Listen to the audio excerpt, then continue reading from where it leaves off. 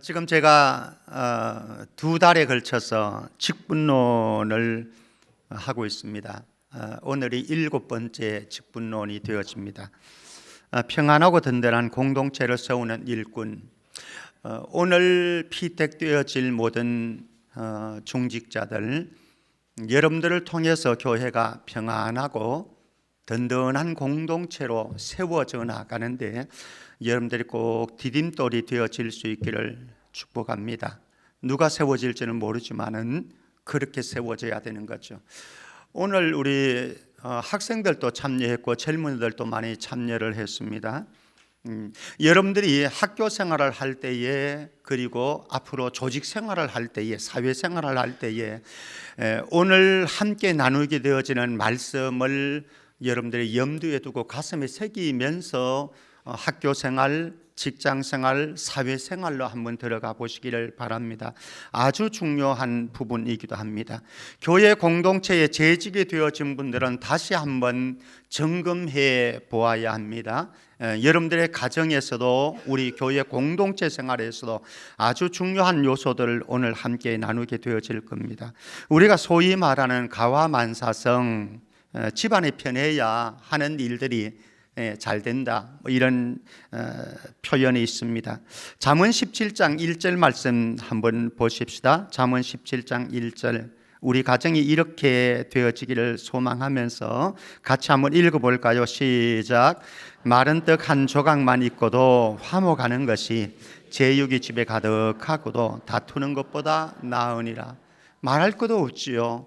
하하호호 웃음이 깃든 많은 돈은 없을지라도, 거창한 가구는 없을지라도, 그러나 그곳에 서로 사랑함이 있고 화목함이 있어서 함께 식사를 나눌 때마다 대단한 반찬은 아니어도 기쁨과 즐거움으로 먹을 수 있는 가정, 복된 가정인 거죠. 그렇게 가정이 잘 돼야 직장 생활도 잘 되고 사회 생활도 잘 되는 것 아니겠습니까? 마찬가지로 우리의 영적인 삶에서 본다면은 교회가 평안하고 든든해야 우리의 영적인 여정도 안정되고 평안하고 행복해질 수가 있는 것이죠. 우리 초대교회 한번 방문해 보십시다. 사도행전 9장 31절 말씀에 보면은요, 오늘 본문 말씀입니다. 이렇게 말씀합니다. 그리하여 온 유대와 갈릴리와 사마리아 교회가 같이요, 시작, 평안하여 든든히 서가고 주를 경외함과 성령의 위로로 진행하여 수가 더 많아지니라. 부흥의 역사가 일어났습니다. 근데 그 부흥의 역사의 전제 조건이 있었습니다. 무엇입니까? 평안하여 든든히 서갔다. 만약에 교회가 분쟁이 일어난다고 한다면, 싸움판이 된다고 한다면 교인들 다 떠나게 되어질 것입니다. 근데 교회가 평안하니까 든든히 서가고, 든든히 서가다 보니까 점점 부흥되었더라. 초대교회가 그러했다라고 하는 거죠. 극심한 핍박 속에서도 교회가 부흥하고 성장할 수 있었던 원인은 교회가 평안했고, 그리고 든든히 서갔다라고 하는 것입니다. 그러나 현실적으로 우리가 우리의 가정이 이렇게 평안하고 든든하고, 또 우리 교회 공동체가 그러하기를 원하고, 우리가 몸담고 있는 사회 조직이 그러하기를 원하지만은 사실은 그렇지 않은 경우들도 적지는 않습니다. 고린도 교회가 그러했는데요, 고린도전서 11장 34절에 보면은 이렇게 말씀합니다. 만일 누구든지 시장하거든 집에서 먹을지니 이는 너희의 모임이 판단받는 모임이 되지 않게 하려 함이라. 성찬을 하고 예찬을 하는 순간입니다. 그런데 집안에서 주인 노릇을 하는 성도들은 빨리 와가지고 포도주도 가지고 음식도 가지고 와가지고 배 터지도록 먹었습니다.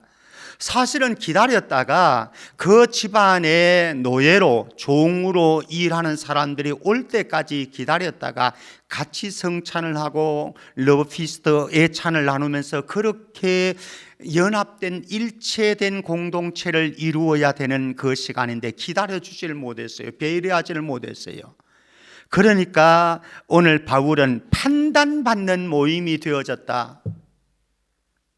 저는 우리 성천교회 공동체의 가정들이 주변 사람들에게 판단받는 가정들이 안 되었으면 좋겠고요. 우리 성천교회가 이 지역사회 안에 주민들에게 판단받는 교회가 되지 않기를 축복합니다. 특별히 오늘 중직자로 세워지는 일꾼들, 정말 우리 교회가 판단받는 교회가 아니라 평안하여 든든히 서가고 수가 더 많아지는 교회가 되어지도록 오늘 피택되어지는 중직자들이, 피택자들이 쓰임받을 수 있기를 축복합니다. 자, 다툼과 분쟁이 없는 연합된 공동체가 얼마나 아름답고 소중한지 한번 보십시다. 연합의 가치가 있습니다. 시편 133편 1절입니다. 시편 133편 1절 같이 읽겠습니다. 시작. 보라, 형제가 연합하여 동거함이 어찌 그리 선하고 아름다운고. 예. 예, 뭐 이것도 아름답습니다.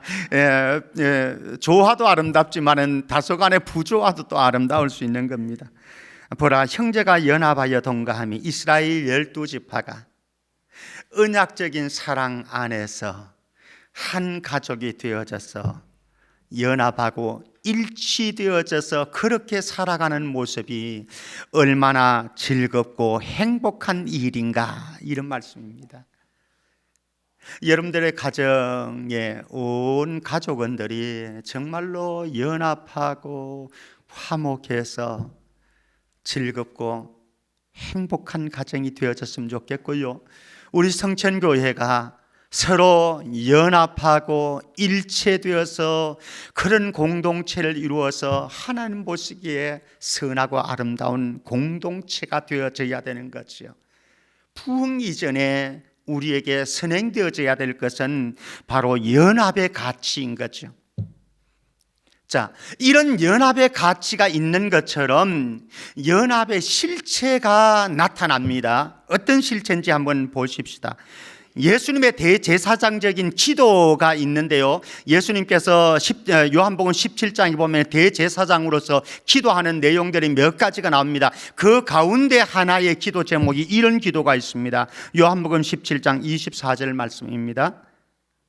내게 주신 영광을 내가 그들에게 주었사오니 이는 우리가 하나가 된 것 같이 그들도 하나가 되게 하려 함이니이다.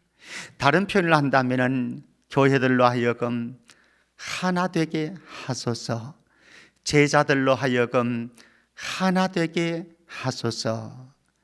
여러분들의 가정 모든 구성원, 부모님, 자녀들, 그리고 시부모님들까지도 모두가 아름답게 하나가 일체가 되어지는 복이 있기를 바랍니다. 그런 가정 행복한 거지요. 우리 교회가 더 그러했으면 좋겠습니다. 연합된 일체가 예수님의 대제사장 기도처럼 예수님의 대제사장적인 기도를 따라서 그 다음에 예수님께서 정말로 하나로 통일시키는 일이 일어나는데요, 한번 보십시다. 에베소서 2장 14절입니다. 에베소서 2장 14절을 보면 그는 우리의 화평이신지라 둘로 하나를 만드사 원수된 것 곧 중간에 막힌 담을 자기 육체로 허셨다. 예수님께서 십자가에 못 박혀 죽으심으로 십자가의 보혈로 씻음받은 유대인과 이방인들, 이들이 서로 어울리지 않는 존재들이었거든요. 반목하고 질시하고 손가락질하는 그런 존재들이었습니다만 예수 그리스도의 십자가의 구속으로 말미암아 이들을 깨끗하게 씻고 그들을 하나님과 하나 되게 만드실 뿐만 아니라 유대인과 이방인들이 나와 너가 하나 되게 만드셨습니다. 예수님께서 만들어 놓으신 실체인 거죠. 연합의 실체입니다. 그런데 이 연합의 실체를 우리에게 제공하시고 우리 교회에게, 성도들에게, 중직자들에게, 오늘 피택되어진 중직자들에게 책임을, 의무를 부여해 주었습니다. 에베소서 4장 3절 말씀, 에베소서 4장 3절 같이 읽습니다. 시작. 평안에 매는 줄로 성령이 하나 되게 하신 것을 힘써 지키라. 성령이 하나 되게 하셨습니다. 예수 그리스도의 십자가의 보혈로 하나가 되어졌습니다. 이미 막힌 담이 허물어졌고 둘을 하나로 만들어 놓았습니다. 실체가 우리 앞에 있습니다. 그런데 이 연합의 실체가 깨뜨려지는 경우들이 많이 있습니다. 가정에서도 이 연합의 실체가 일체가 깨뜨려지는 경우가 있고, 교회도 그렇고 여러분들의 삶의 영역으로 들어가게 되어지면 이 연합과 일체가 소중한 것, 가치 있는 것을 압니다마는 그럼에도 불구하고 그 속에서 금이 가게 되어지고 갈라지게 되어지고 분열이 일어나게 되어지는 현상들을 우리는 많이 경험하게 되어집니다. 물론 교회의 이 분열, 일체와 연합이 깨어지는 원인이 다양하겠습니다마는 그 가운데 하나는 무엇인가 하면은 이것입니다. 에베소서 4장 2절 말씀 보겠습니다. 에베소서 4장 2절 우리 같이 읽습니다. 시작. 모든 겸손과 온유로 하고 오래 참음으로 사랑 가운데서 서로 용납하고 성령이 하나 되게 하신 것을 어떻게 지킬 수 있느냐? 우리의 성품으로 지킬 수가 있습니다. 우리의 성품으로. 어떤 성품? 겸손하고 온유하고 오래 참아주고 서로 용납하는 우리의 성품. 오늘 피택되어지는 모든 분들이 여러분들의 성품으로 우리 교회의 연합과 일체를 책임질 수 있는 복이 있기를 축복합니다. 여러분들의 성품이 어느 곳에 조직 속에 들어갔을 때의 성품이 오늘 말씀과 같이 겸손하고 온유로 오래 참고 서로 용납해주는 성품이 아니면은 여러분들이 들어가는 곳마다 연합이 깨뜨려집니다. 일체가 깨뜨려집니다. 그래서 여러분들의 성품이 너무나 중요한 거예요. 성품이. 우리 젊은이들 있습니다. 저는 우리 아이들에게 배우자를 고를 때에 가장 먼저 성품 봐라 그럽니다. 아니, 목사님 무슨 말씀이요? 믿음을 봐야죠. 물론 믿음 봅니다만은 제가 경험상으로는요, 믿음도 뭐에 의해서 결정되는지 아십니까? 성품에 의해서 결정되어집니다. 이런 믿음의 패턴도 있고 저런 믿음의 패턴이 다양한데 이 다양한 믿음의 패턴이 어디에서 결정되어지는가 하면 여러분들이 가지고 있는 근본적인 성품에 의해서 결정되어지더라. 그래서 사실은 우리가 배우자를, 우리 사위들을 고를 때에, 며느리를 고를 때에 정말 중요한 것은 무엇인가? 그 사람이 가지고 있는 성품이다. 성품 가운데 오늘 말씀 속에서는 겸손하고 온유하고 오래 참고 서로 용납하는 성품, 이런 성품이 하나로 일체를 가져올 수 있다, 이렇게 말씀을 하고 있습니다. 자, 연합의 책임이었습니다. 자, 그런데 이 연합하기 위해서는요, 우리가 일체를 가지고 오기 위해서는, 하나가 되기 위해서는 필수 조건이 있습니다. 세 가지 필수 조건 한번 보겠는데요. 첫 번째는요, 빌립보서 2장 2절 말씀입니다. 빌립보서 2장 2절 같이 읽습니다. 시작. 마음을 같이하여 같은 사랑을 가지고 뜻을 합하며 한 마음을 품으라. 연합을 하려고 그러면요, 일체가 되어지려고 하면, 하나가 되어지려고 하면은 먼저 뭐가 되어져야 되는가 하면은 마음이 한 마음 되어져요. 한 마음. 왜 부부가 살기 힘들다고 그랬죠? 우리는 너무 달라. 생각이 다르고요, 마음이 달라. 그래서 공동체가 연합을 이루려고 하면은 마음이 하나가 돼야 돼요. 마음이. 자, 두 번째 중요한 것 있습니다. 고린도전서 13장 11절 말씀, 제가 참 좋아하는 말씀인데요, 우리 같이 한번 읽어보겠습니다. 고린도전서 13장 11절 같이요. 시작. 내가 어렸을 때에는 말하는 것이 어린아이와 같고 깨닫는 것이 어린아이와 같고 생각하는 것이 어린아이와 같다가 장성한 사람이 되어서는 어린아이의 일을 버렸노라. 우리의 자녀들, 손자, 손녀들 이렇게 보면요, 뭐 가지고 싸워요? 초콜릿 하나 가지고 싸우지요. 초콜릿 누구 먹느냐? 초콜릿 하나 가지고 싸우는데, 만약에 박미순 권사님이 집에 가서 가정에서 초콜릿 하나 가지고 싸운다고 한다면 어떨까요? 그건 우스운 일이지요. 초콜릿 가지고 안 싸우죠? 그래야지요, 당연히. 왜? 장성했으니까, 성숙됐으니까. 그래서 우리에게 정말로 중요한 것이 있습니다. 연합을 가져오려고 하면 참 중요한 것이 있습니다. 어린 아이처럼 굴면은 심심하면 싸워요. 어린 아이들 보십시오, 여러분들의 가정에서. 근데 여러분들의 가정이, 여러분들의 부부가, 여러분들의 부모와 자녀가 싸우지 않는 이유는 따라해 봅니다. 내가 그만큼 성숙했기 때문에 그렇다. 미안한 모양이네. 자신 있게 안 나오는데 다시 한번요. 내가 아직까지 그런 성숙감이 없으면은 그런 성숙감을 갈망하면서 내가 성숙할 거기 때문에 그렇다. 성숙해야 돼. 성숙해야. 그래야 안 싸우고 안 다투고. 초콜릿 하나 가지고 뭘 싸울 게 있어요. 네 먹으라 그러면서 성숙함으로 주면 되는 거지. 자, 세 번째 중요한 것이 있습니다. 고린도전서 14장 40절입니다. 연합의 필수 조건, 한마음, 성숙함, 그 다음에 품위와 질서의식이 필요한데요. 우리 고린도전서 14장 40절 같이 봅니다. 시작. 모든 것을 품위 있게 하고 질서 있게 하라. 질서를 잘 지켜줘야 됩니다. 품위가 있어야 돼요. 격이 있어야 돼요. 격이. 저는 이번에 세워지는 모든 피택자, 장로, 안수집사, 권사들 격조 있는 분들이 되어져서, 그래서 여러분들을 바라볼 때에, 다른 사람들이 여러분들을 바라볼 때, 저 권사님, 저 장로님, 저 집사님 참 괜찮은 분이야, 이렇게 되어지는 축복이 있기를 바랍니다. 좀 격이 있어야 돼요. 격이. 다른 데 가면은 그래도 성천교회 집사 그러면 성천교회 집사님이래, 권사님이래, 목사님이래, 이렇게 돼야 되는 것 아니겠습니까? 그렇죠?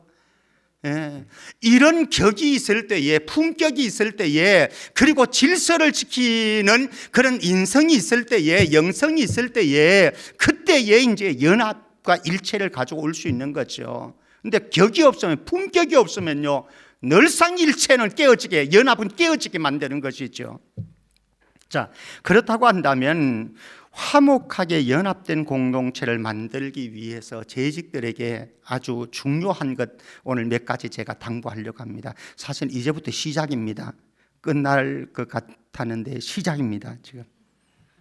어떻게 하면 우리가 화목하게 연합된 공동체를 만들어서 즐겁고 행복한 신앙생활을 할 수 있을 것인가, 아주 중요한 부분입니다. 우리 젊은 세대들도 이 부분 여러분들이 마음에 담아가지고 여러분들의 직장 생활로, 학교 생활로 한번 가져가 보시고요. 그리고 우리 장년들은 우리의 가정 생활에서, 또 우리 교회 공동체 생활에서 한번 점검해 보는 시간이 되었으면 좋겠습니다. 첫 번째입니다. 불평과 원망의 데시벨을 낮추라라고 하는 겁니다. 불평과 원망의 데시벨을 낮추는 겁니다. 우리 빌립보서 2장 14절입니다. 빌립보서 2장 14절 같이요. 시작. 모든 일을 원망과 시비가 없이 하라. 시편 37편 8절입니다. 시편 37편 8절 같이요. 시작.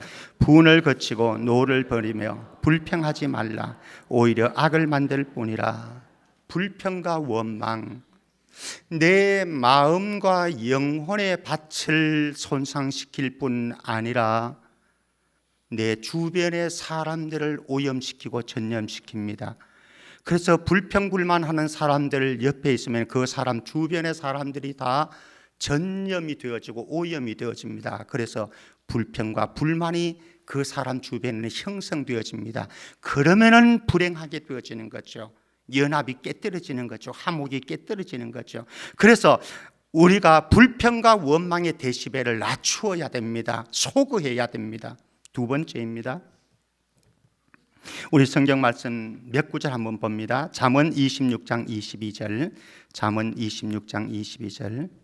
남의 말하기를 좋아하는 자의 말은 별식과 같아서 뱃속 깊은 데로 내려가는다. 저도 그렇고 여러분들도 그렇고 우리 모두 인정할 수밖에 없는 것은 가끔씩, 또 어떤 분은 자주 남의 말하기를 좋아하는 분들 있죠.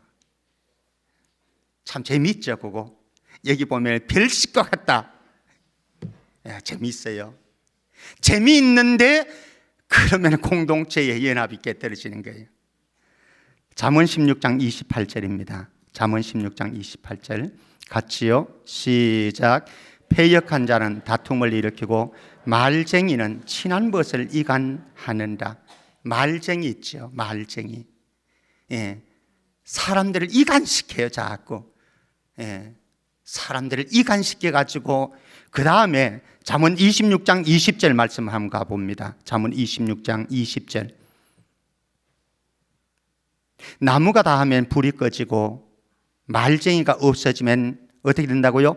다툼이 사라집니다. 말쟁이 있으면요 이간질 시키죠. 다투고 분열 일으키고요. 다투게 만들고. 그러니까 이 말쟁이가 없어지면은 조용해지는 거예요. 그러니까 바울은 이 말쟁이를 가리켜서 뭐라고 표현하는가 하면요. 디모데후서 2장 17절입니다. 디모데후서 2장 17절. 그들의 말은 뭐와 같다고? 악성 종양이 퍼져나감과 같은데 그 가운데 후메네오가 있고 밀레도가 있다. 이렇게 말씀을 합니다. 그러니까 빅마우스라고 그랬죠. 입이 큰 사람. 단순히 입이 커가지고 큰 게 아니고 여기 가서 이 말하고 저기 가서 이 말하고 가는 데마다 이간시키고 분쟁을 일으키고 다툼을 일으켜서, 그래서 이런 사람이 있게 되어질 때에 공동체는 평안할 수가 없는 거죠. 연합되어지고 일체가 되어질 수가 없는 거죠. 늘 분쟁이 일어나고 문제가 발생하게 되어집니다. 그래서 이간과 다툼을 일으키는 말쟁이가 되지 말아야 된다. 말쟁이가 되지 말아야 된다. 자, 세 번째입니다. 세 번째. 이거 참 중요한 말입니다. 세 번째도 우리 이사야 50장 4절 말씀 한번 같이 읽어보십시다. 이사야 50장 4절요. 같이 시작.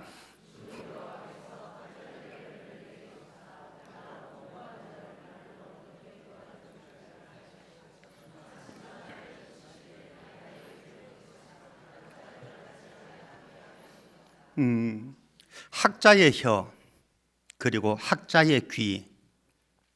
학자의 혀가 있어서 우리의 말로 곤경에 처한 사람들을 도와주고 위로해주고 격려해 줄 수 있습니다.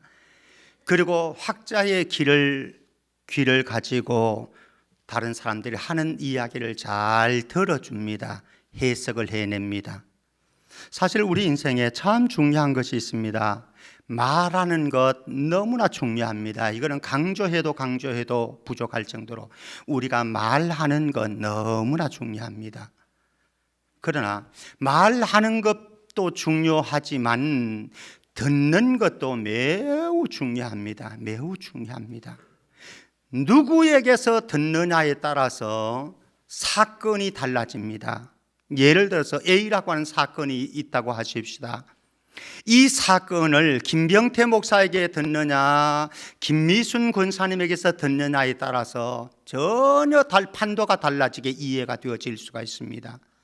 김병태 목사가 이 이야기를 A라고 하는 사건을 이야기했을 때는 다 김병태 목사의 입장에서 설명이 되었습니다. 그러니까 김병태 목사의 말은 다 맞습니다. 그런데 박미순 권사님의 말을 듣게 되어지면요, 박미순 권사님에게 딱 맞게 조립이 되어 있습니다. 그래서 박미순 권사님의 말이 다 옳습니다.